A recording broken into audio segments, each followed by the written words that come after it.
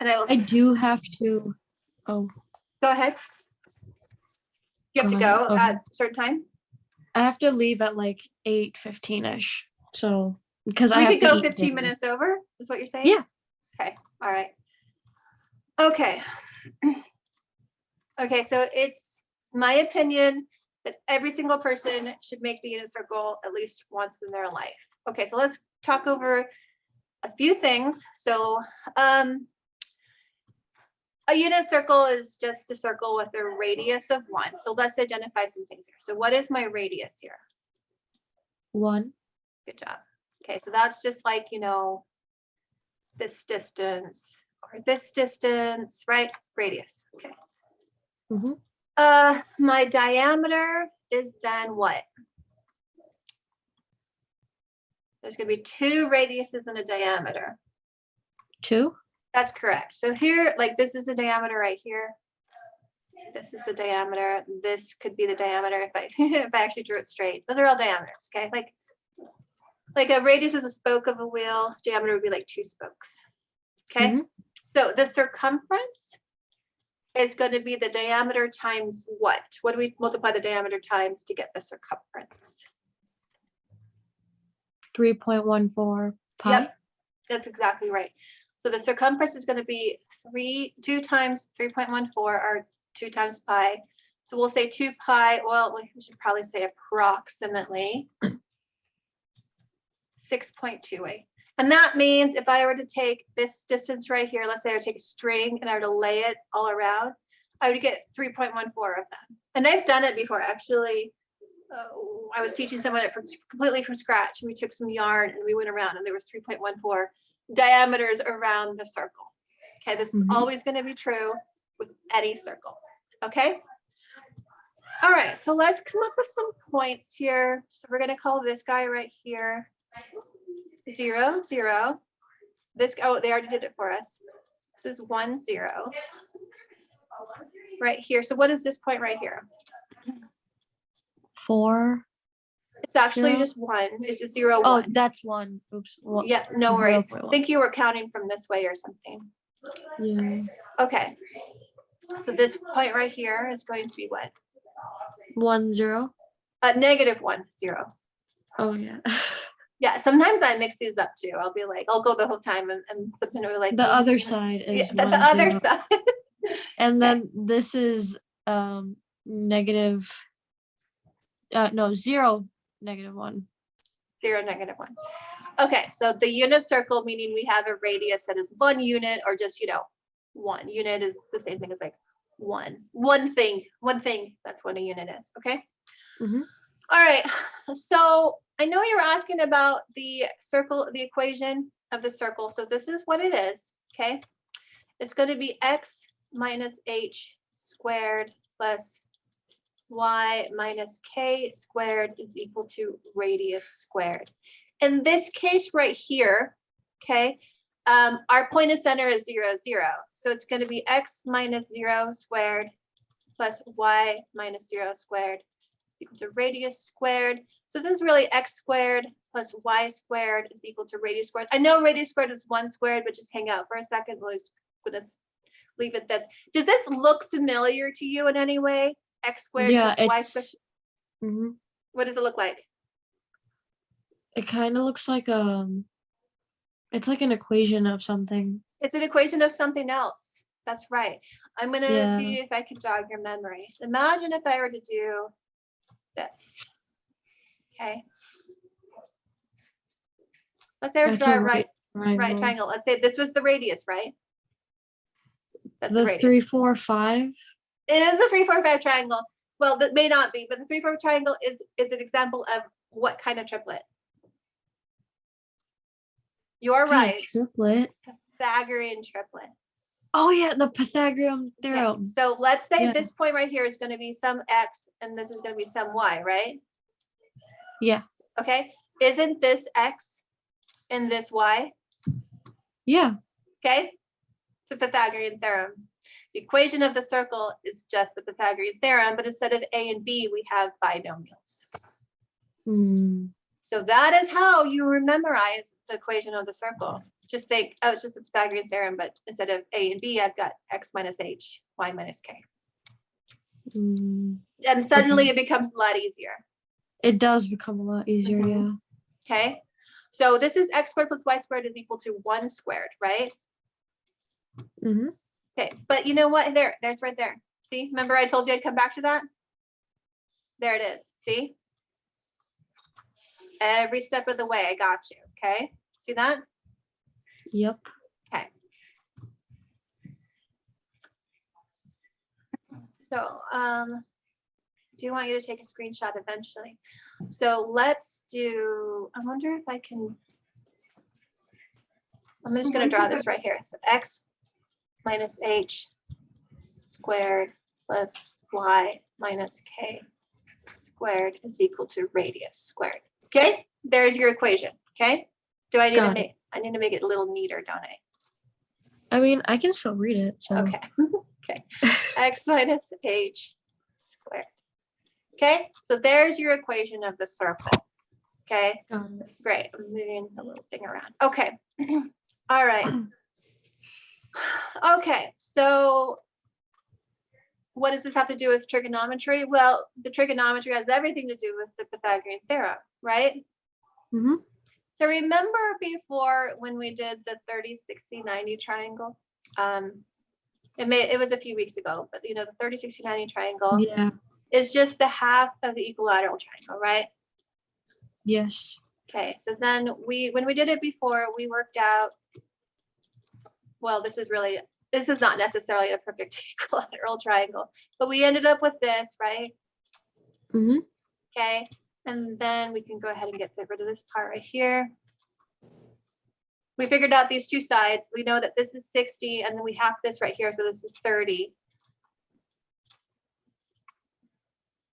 And then we worked it out, right? So we did the Pythagorean theorem to do c squared minus b squared, c squared minus b squared equals a squared, or, you know, a. So we did 1 squared minus 1/2 squared is equal to a squared. So 1 minus 1/4 is equal to a squared. 3/4 is equal to a squared. Take the square root. This ends up being the square root of 3 divided by 2 is a, right? Or if you're going to stick that in your calculator, it's a square root of 0.75, right? Is equal to 0.866 is equal to a, right? Do you remember doing this with me? Yes. Okay. Mm-hmm. Now, okay, so 0.86, or in other words, the square root of 3/2, right? Now I'm going to draw, now I know that the equilateral triangle has a side of 1. I know that any radius is 1, right? Any single radius. I'm going to actually have it hit at 1/2 right here. See that? Yeah. Okay. I may not be drawing this perfectly, but I'm going to do my best, okay? And I'm going to have, so, well, okay, so let's try this again. Then because I know that this is 1/2, can't I just assume that this is the 30, 60, 90 triangle? This is 1/2, right? Yeah. Okay. Now, if you were to like look at this, does this check out like a gut check at 0.866? Does that gut check that? Yeah, a little It bit. does. Yeah. Okay. Does. It does. All right. All right. So this right here, this point right here is going to be 0.866 and 1/2, isn't it? Or 0.5, isn't it? Mm-hmm. Okay. Now, I'm going to be honest with you. That's not how we write it in trigonometry. We write √3/2, 1/2. But I think it's really important. Isn't that the same thing? Yes. Okay. It's the same thing. Now watch this. Okay. It is the same thing. You are right. Okay. Okay. I don't want to mess this up. So I want to stop. Okay. There we go. Now, Desmos is a lot of fun. Watch this. Wait, hold on. I gotta.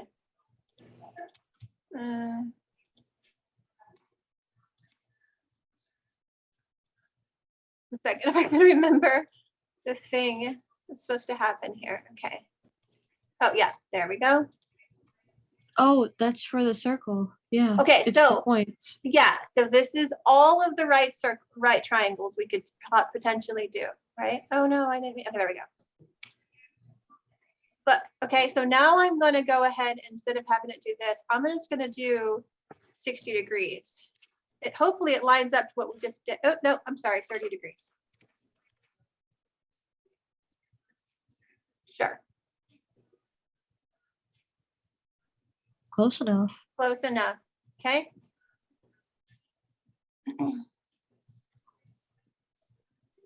And look, 0.866, 0.5. See that? Yeah. There it is. Okay. That's just the Pythagorean theorem, isn't it? Yeah. Okay. So then when we do the unit circle, we will write √3/2 and 1/2. Okay. Yeah. All right. Now let's take a look if instead we were to do 60 degrees. Okay. Oh, it's Well, like the yeah. opposite. Or it's like flipped. That's correct. I'm actually gonna, once we do a line, I'm gonna, there, okay? I'm like, which one is it? Okay, it is. We've just inverted it, right? And remember when we did that, remember the sine of 30 is equal to the cosine of 60? We realized that? Yeah, SOHCAHTOA. There you go, okay? So this point right here is going to be 1/2 √3/2. Make sense? Yeah. Okay. Yeah. All right, so I'm going to get rid of this. I'm going to clean this up just a little. I'm going to delete this Pythagorean theorem here just so we can clean this up, okay? Okay. I'm going to draw this meter over here. Okay, so radius equals 1, diameter equals 2, circumference equals 2, height, or in other words, 6.28. Great. Okay, so then we write this point here. Let's see if I can figure this out. So it's going to be sine 60. Yeah, there we go. Okay, see how these lines come? Now, when I'm writing the unit circle, I like to do the other line, like once I draw this line, I like to do this point right here. So now if this point is √3/2 and 1/2, what is this point right here? Now, I know right now it probably doesn't make any sense to have negative degrees, but just hold your horses on that one, okay? I'll explain that in a second, but we can absolutely figure out what this point is right here, can't we? Okay, so what is it? What's it going to be? Would it be -1/2? On the y, it's -1/2 on the y. Oh, it's -3/2. That's correct. Good job. Well, √3/2. √3/2. Yeah. And this one right here is going to be -1/2 √3/2. See how that works? When you Yeah. can literally see it, see? Now I wish I could, you know what? I'm just going to do something real fast. Let's just do this just to make it a little easier as we just make this thing, okay? Okay.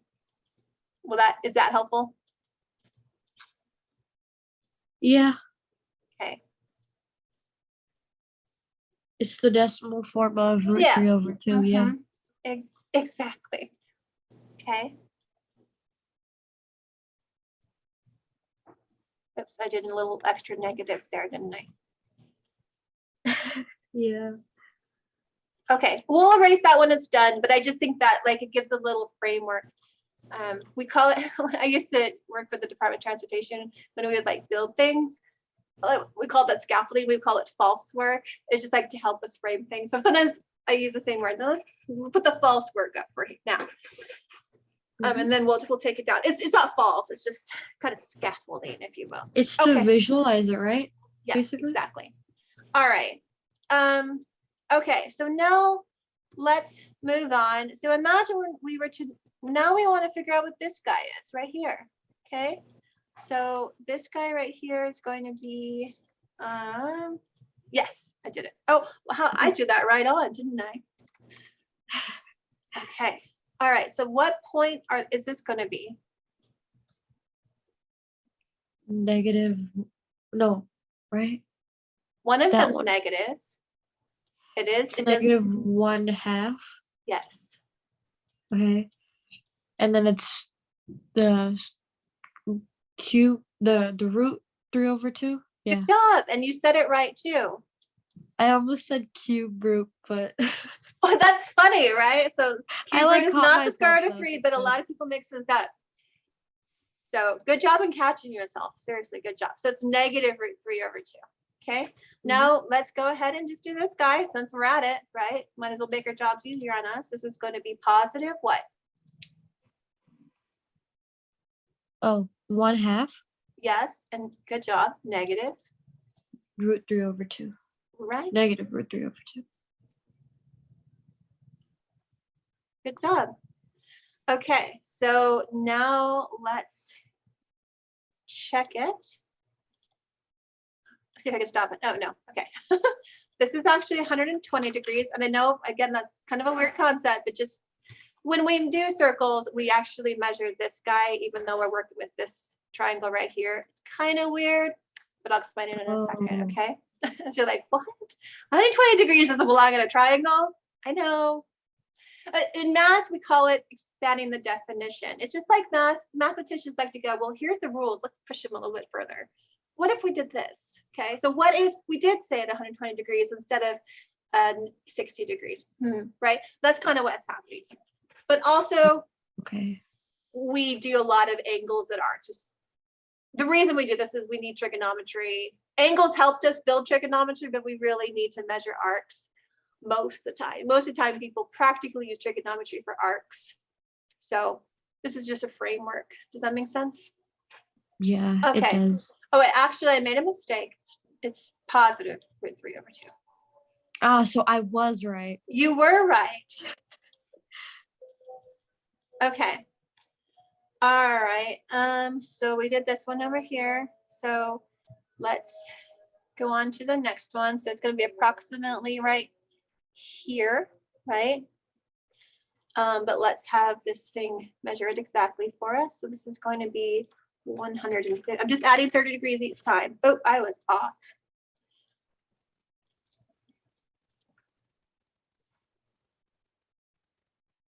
So this is going to be negative what? Negative root 3/2, and then the 1/2. Great. Okay, and then we're going to go ahead and draw our little line here. It's going to be 150, 150. Okay. All right, so then we're going to do this point over here. This is going to be positive root 3/2, negative 1/2. Okay. And we have filled out all of the different ways we can think about the 30, 60, 90 triangle. Basically, it's gone every which way, right? Yeah. Different ways it could go around. Okay. Usually when now the unit circle can really be meant to really just be used for all of the triangles. Really, we could do, 15 degrees, right? But normally they only do the 30, 60, 90, and then all the other, like, I forgot what the word is, where they just kind of keep going, and the 45s. Okay. So let's do that one. So if we just real quick, quick little review. If I press stop share, then they'll all go away. Let's think about the 45, 45, 90 triangle, which of course is just, half of a square, right? Mm-hmm. Let's go the other way.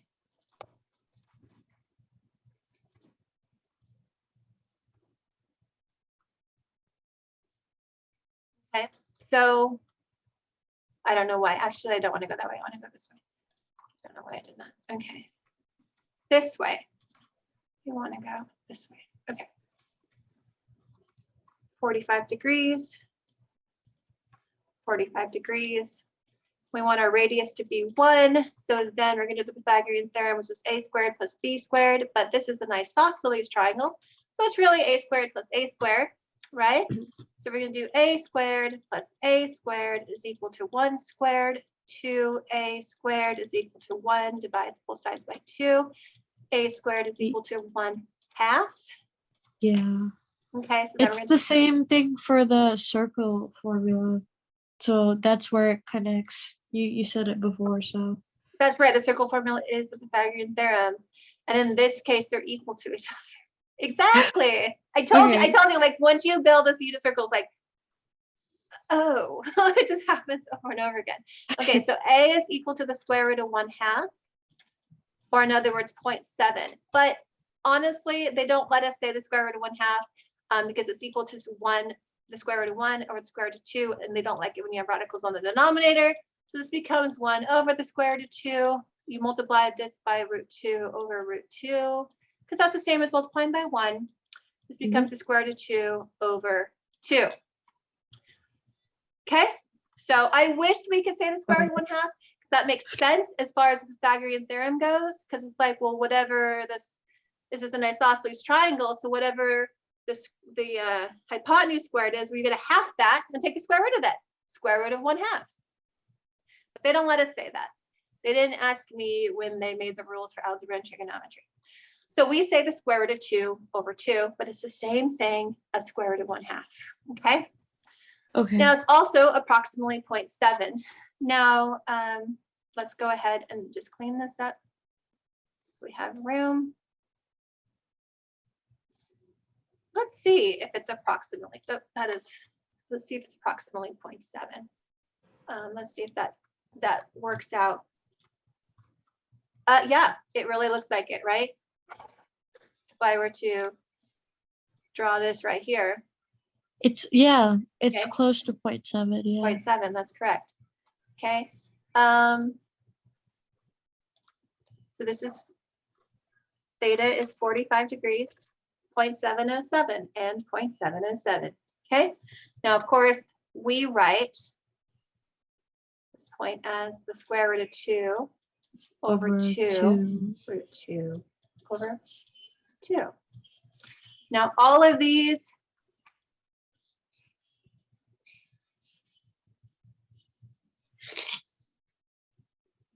okay. And then we can do these guys. It just here's the thing about the unit circle. Once you know how it works, and once you fill out the first sector, the first quadrant, everything else kind of falls into place. It makes it easier, I guess.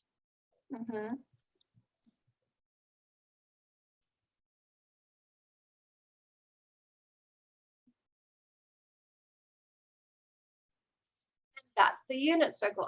We're not quite done with it, but that is the essence of the unit circle. So again, we can just watch it go around, and you can see how the circle is intrinsically related to the Pythagorean theorem. This really drives that home, doesn't it? Yeah, it does. It makes it also like a lot easier. So this is really good. Yeah. Now, I've actually hoped, I think there's something like 2 blue, 1 brown could possibly do this, but I would really like to have this and have like squares come off of this to really show it. But I've been able to work out at least this much. I was able to program that. Actually, my son had to help me. As you can see, this is the Pythagorean theorem. See? Side squared plus side squared is equal to hypotenuse squared. See it? Okay. Yeah, I see it. All right. But this one right here took me a while to figure out, honestly. The absolute value. I was like, and then I was like, okay. Oh no. That does look really difficult. Oh, look what I did. I messed it up. No, I think you're close. Okay, You're close. okay. I just line up the 0 zeros. Oh no. I'm not sure. Okay. Oh, there we go. Okay. Okay. So great. Now, okay, let's see how much time do we have? We have plenty of time. We're doing great on time. Okay. Let's say you throw a party and you're like, I'm so glad that COVID is over and no more masks, all this stuff. So you throw a pizza party and you invite 12 people. Okay. No, 11 people. So it's 12 people, including you. And you order from this place, and they're called the Pizza Pie. Okay. And they spell it P-I because, you know, they're math nerds. Oh, it's pie, yeah. Yeah, get it? Okay, the Pizza Pie. Okay. So their whole deal, their whole shtick is two things. One, they have an amazing crust. It's the most delicious crust. They use all this science, like food science, because they're super sciencey, to make most delicious crust. But the other thing they do is they have a laser cutter that exactly cuts. Okay, so if you order 12 slices, you're going to get as perfect as machinery can make it, exactly sized slices. You're going to have 12 slices that are exactly the same. Got it? Got it. Okay, so if you order a 2-foot pizza, okay, 2-foot pizza, which means the diameter is 2 feet, and you were to divide it into 12 equal slices, how many degrees will each slice be? Oh, In order to remember this, we have to know the degrees of a circle. So the degrees of a circle is what? 2. It's 2 pi is the radians. Oh, 2 pi? Okay, forget what I just said. How many degrees is in a circle? 2. It's right up there, 2. Oh, that means diameter. Oh, degrees, like 360? There you go. Okay. 360 degrees. Well, You were like, it's right there. There's a D right there. Okay, so that's like the most basic thing ever. The degree of a circle is 360, like always. fine. So this is like we went a different place in your brain, and now we're going back to a thing you already know. It's fine. It happens a lot. Okay, so 360 degrees. Okay, so if you were to take divide that by 12, how many degrees would one slice be? So you would do 360 divided by 12, right? Mhm. Okay, so you'd 30? Yeah, 30 degrees. So really, this would be one slice, right? This guy right here. one slice, yeah. Okay, now let's say your friend is like, listen, I don't know what these food science guys are doing, these nerdy people, but this is the best crust I've ever had. And your friend's like, listen, I know this is a weird question, but I want to know exactly how many feet of crust I ate. And you were like, no, I get it. That's not a weird question at all. Okay. And you were like, but I know trigonometry. I know that if this is 30 degrees, the sine of 30 degrees is 1/2. I know that. So I know that if this guy is 1, then this is going to be 1/2 of 1. But that's not what you were asked. Okay. Pizzas don't come in right triangles, do they? Nope. They come in sectors. So you were actually asked what this was, weren't you? Yeah. Okay, so what are we going to do? Well, we're going to take the circumference, or the crust of the entire pizza, and divide it by 12. Circumference divided by 12. Or in other words, 2 pi. Well, let's do 6.28. 6.28 divided by 12. Now we know that it's a little bit more than 1/2 a foot. So it's going to be a little bit more than 0.5, isn't it? I think so, yeah. Yeah, but we're going to go ahead and just put it into our calculator. I'm going to do 2 pi 6.28 divided by 12. And I get 0.523. Yeah, I got And the that same tracks, right? Uh-huh. Right? So instead of this, which is 0.5, we did this, which is 0.523, right? So it's an like, actual with our- pizza slice. Yeah, okay. No, this is called a radian, okay? Now, we usually don't write radians in decimals. We usually leave them in terms of pi. So instead of saying 6.28 divided by 12, we could say 2 pi divided by 12. Just do a little fraction work here, and we get pi over 6. 6. Okay. Now check, you can even do that in your calculator. You can check. And I just did. It is the same number. Oh, it is. I did too, yeah. Okay. So we don't write, typically speaking, we don't write radians and decimals. We're usually just going to write them in terms of pi. Now, at least as far as high school goes. Okay. So let's do a different color for radians. Okay. So this guy Okay. right here is going to be pi over 6. Okay.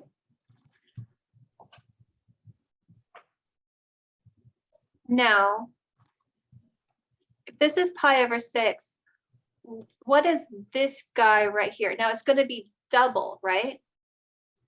Okay.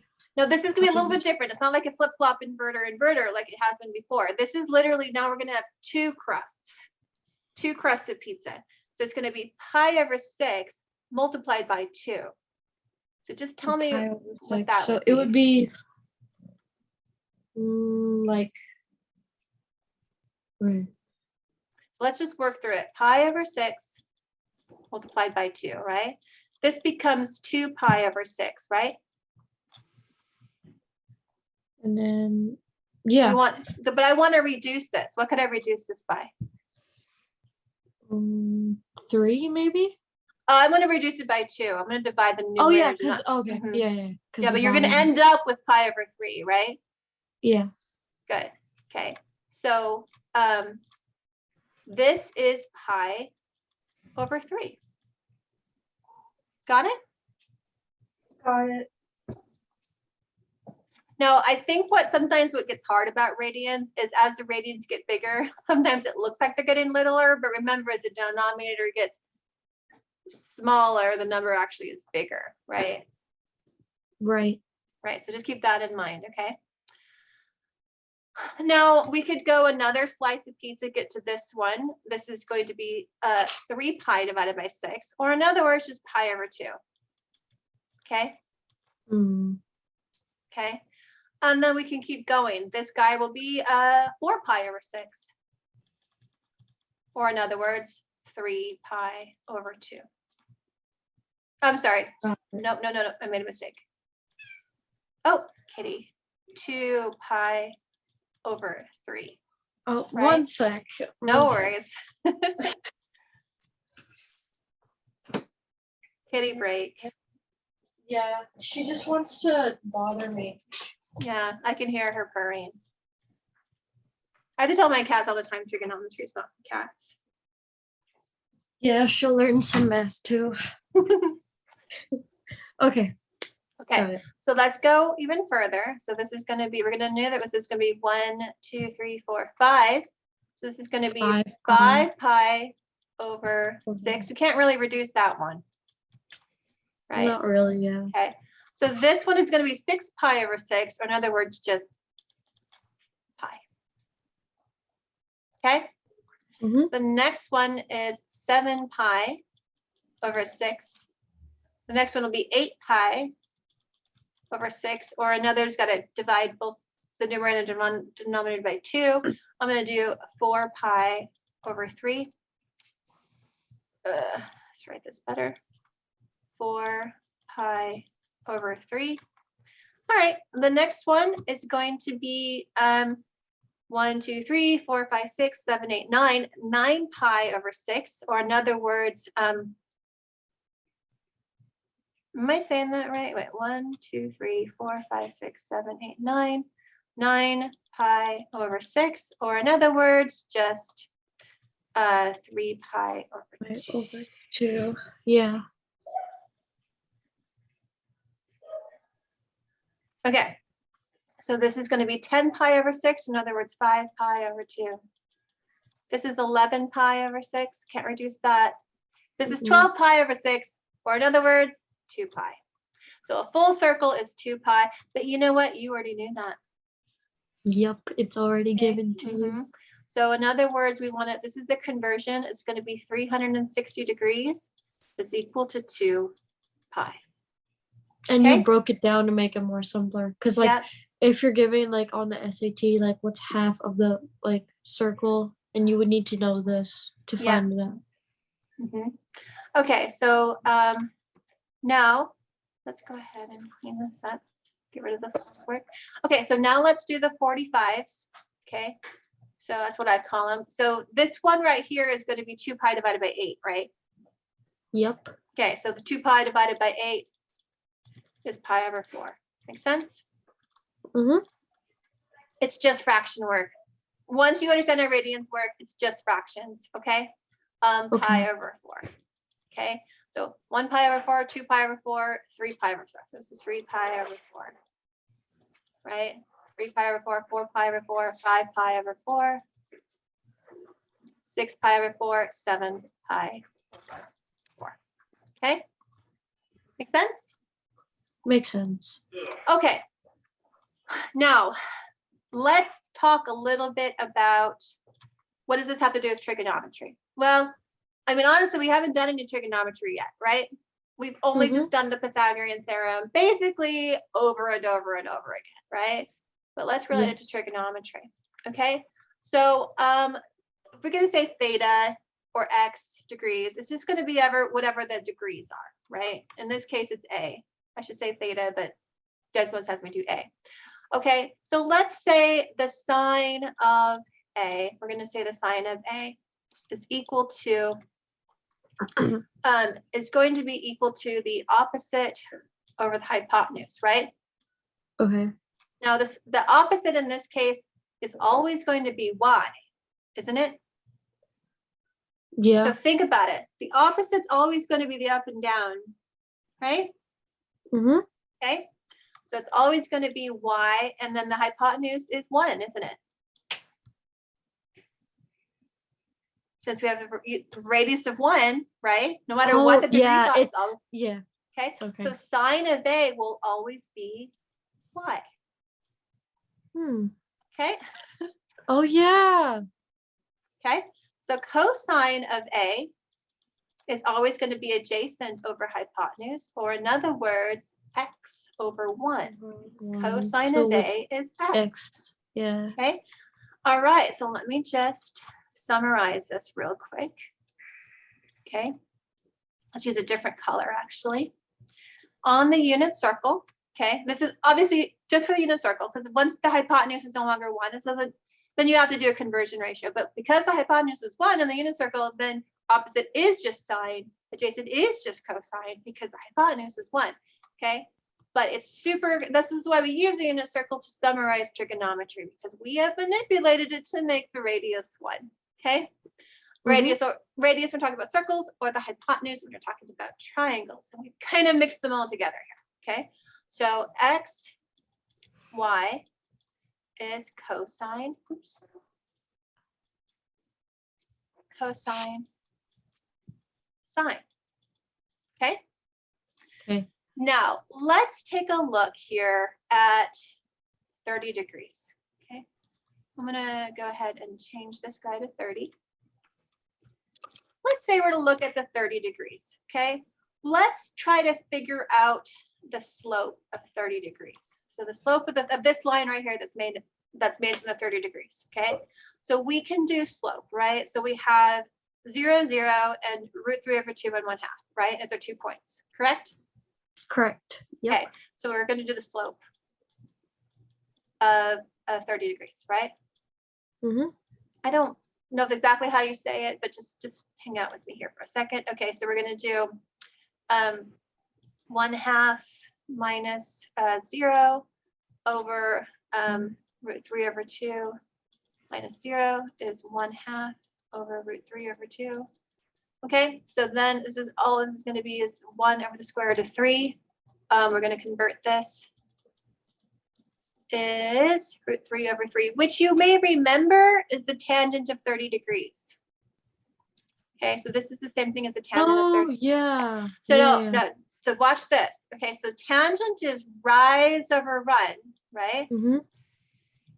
Isn't rise just opposite and run just adjacent? Yeah, opposite and adjacent. So tangent is opposite. Even though the tangent isn't explicitly on the unit circle, it's still there because it's the slope. Okay, so tangent is slope. Okay, so tangent, so slope, let's write it like this.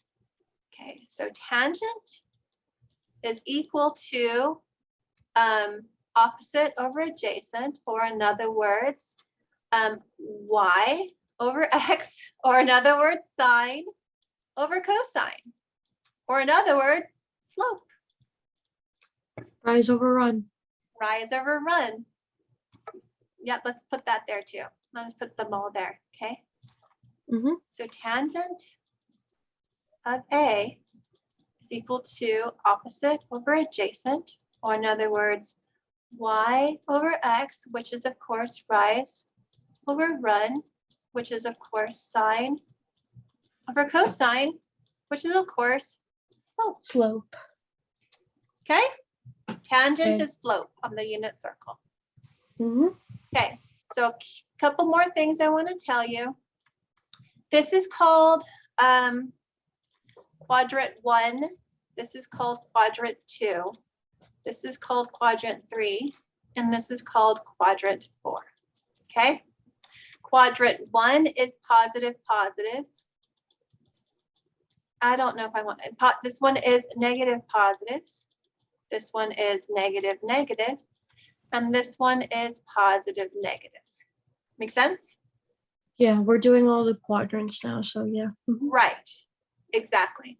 And then the last thing I want to tell you, which I kind of already showed you when I did this guy, is this. Now this is just the, oh no, I did it again. Oh wait, that works. Okay, good, okay. No, it does not. This is incorrect. There we go.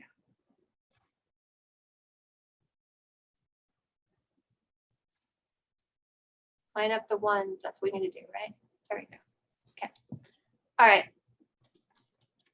So also one thing that you need to remember is that sine squared plus cosine squared, no matter what it is going to be equal to 1 squared. This is the Pythagorean theorem.